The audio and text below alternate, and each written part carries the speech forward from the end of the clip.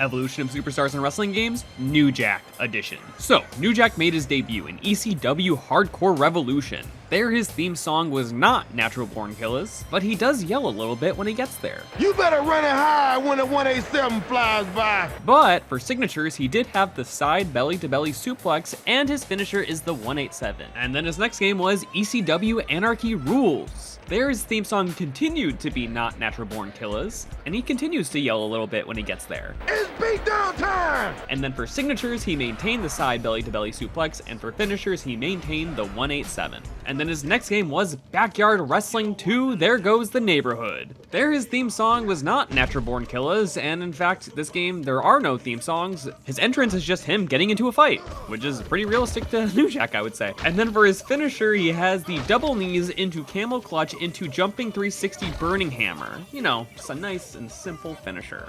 And then finally, New Jack surprisingly makes his debut in a WWE game where he debuted in WWE 2K25. There, his theme song is still not Natural Born Killers, and I guess his theme song in video games will never be Natural Born Killers, which is very unfortunate, but he finally does get an overall, and his debut overall is 86. For his signature, he has 3 versions of the 187, one standing, one from the middle rope, and one from the top rope. And then for finishers, he has 2 versions of a pile driver, and then even more surprisingly, they gave him a super finisher with a pile driver off the apron to the floor, which is awesome. So that's all for New Jack. Very few video game appearances, but hey, being able to play him at all is pretty sick.